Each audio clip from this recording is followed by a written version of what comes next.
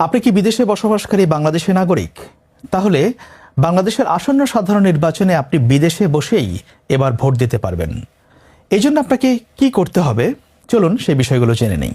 প্রথমে আপনাকে যেটি করতে হবে, নির্বাচন কমিশনের পোস্টাল ভোট বিডি এই অ্যাপটি আপনাকে ডাউনলোড করতে হবে।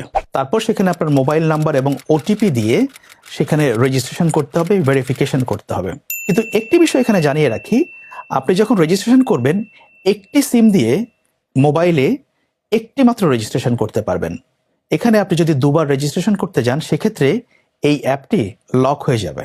ভেরিফিকেশনের পর মোবাইল নাম্বার এবং পাসওয়ার্ড দিয়ে আপনি অ্যাপে লগ ইন করবেন। লগ ইন করার পর প্রথমেই এভাবে আপনার একটি ছবি তুলুন। এরপর আপনার যে জাতীয় পরিচয়পত্র আছে সেই জাতীয় পরিচয়পত্রের একটি ছবি তুলবেন। তারপর জাতীয় পরিচয়পত্রটি আপনি এমনভাবে ধরবেন যাতে করে আপনার চেহারা এবং জাতীয় পরিচয়পত্রের ছবি একসঙ্গে মোবাইলে আসে, সেভাবে আপনি আরেকটি ছবি তুলবেন। এরপর অ্যাপের নির্ধারিত ফর্মে আপনার পাসপোর্টের তথ্য এবং অন্যান্য যাবতীয় তথ্য আপনি দেবেন এবং আপনার ঠিকানাটিও সেখানে দেবেন। লন্ডনে আপনি কিংবা ব্রিটেনে আপনি যে এলাকায় বসবাস করেন সেই এলাকার আপনি যেখানে বসবাস করছেন সেখানকার ঠিকানা আপনাকে দিতে হবে। অর্থাৎ আপনি যেখানে চান যে আপনার ব্যালট পেপারটি আসুক সেই জায়গার ঠিকানাটি আপনি দেবেন। তারপর আপনার রেজিস্ট্রেশন সম্পন্ন হবে। পোস্টাল ভোট বিডি অ্যাপে আপনার রেজিস্ট্রেশন সম্পন্ন হওয়ার পর নির্ধারিত সময়ে আপনার কাছে ব্যালট পেপার পৌঁছে যাবে। জাতীয় নির্বাচনে সাধারণত পোস্টাল ভোটের ক্ষেত্রে কয়েক সপ্তাহ আগে আপনি ব্যালট পেপার হাতে পাবেন। সেক্ষেত্রে আপনাকে যা পাঠানো হবে সেখানে 3টি ডকুমেন্ট থাকবে। একটি হচ্ছে ভোট দেবার নির্দেশিকা, আরেকটি হচ্ছে ব্যালট পেপার এবং আরেকটি হচ্ছে ফিরতি খাম। অর্থাৎ ব্যালট পেপারে আপনি সেখানে সিল দিয়ে ভোট দেওয়ার পর সেই ফিরতি খামটিতে আপনার ব্যালট পেপারটি রেখে সেটিকে সিলগালা করে নিকটস্থ পোস্ট অফিসে আপনি সেটিকে জমা দিয়ে দেবেন। তারপর সেটি বাংলাদেশে যথাস্থানে পৌঁছে যাবে।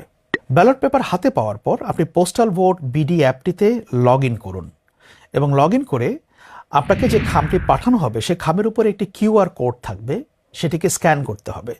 এবং মনে রাখবেন, স্ক্যান করার সময় আপনার মোবাইল ফোনের লোকেশন শেয়ারিং অপশন অবশ্যই চালু রাখতে হবে, অন্যথায় আপনি সেটি করতে পারবেন না। এরপর সেটি সম্পন্ন হলে আপনি ব্যালট পেপারের যে নির্দেশিকা দেওয়া আছে সেই নির্দেশনা মোতাবেক আপনার পছন্দের প্রার্থীকে নির্দিষ্ট চিহ্ন দিয়ে আপনি ভোট দেবেন। তারপর একটি ঘোষণাপত্রে স্বাক্ষর করবেন, সেই ঘোষণাপত্র আপনাকে পাঠানো হবে। এরপর সেই ঘোষণাপত্র এবং ব্যালট পেপার দুটি একসঙ্গে খামে ঢুকিয়ে আপনি সিলগালা করে আপনার নিকটস্থ পোস্ট অফিসে সেটি ড্রপ করবেন। এই ভোট দেওয়ার ক্ষেত্রে যখন আপনি অ্যাপটি ব্যবহার করবেন কিছু সতর্কতা আপনাকে পালন করতে হবে বা এগুলো মাথায় রাখতে হবে।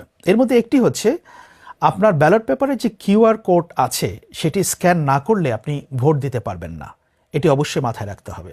পোস্টাল ভোট বিডি অ্যাপটি ব্যবহার করে একজন ভোটার একটি সিম দিয়ে একবারই রেজিস্ট্রেশন করতে পারবেন, একাধিক ব্যক্তির রেজিস্ট্রেশন করা যাবে না। সেই চেষ্টা করলে এই অ্যাপটি লক হয়ে যেতে পারে। পোস্টাল ভোট বিডিতে আপনি যখন রেজিস্ট্রেশন করবেন তখন আপনার মোবাইল ফোনে লোকেশন শেয়ারিং অপশনটি অবশ্যই চালু রাখতে হবে। আপনি যে দেশে বসে রেজিস্ট্রেশন করবেন সে দেশের বাইরে কোথাও গিয়ে আপনি ভোট দিতে পারবেন না।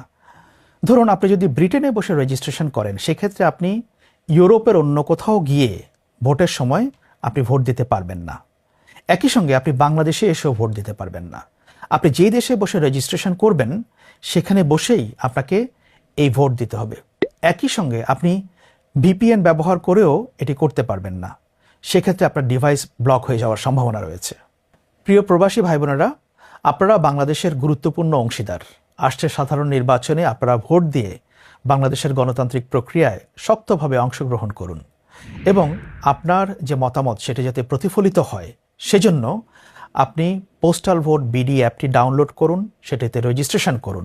শুধু রেজিস্ট্রেশনই নয়, আপনার কাছে যখন ব্যালট পেপার পৌঁছবে তখন অবশ্যই আপনি আপনার ভোটটি দিন, কারণ একটি ভোটের জন্য বাংলাদেশ সরকার 700 টাকা খরচ করছে।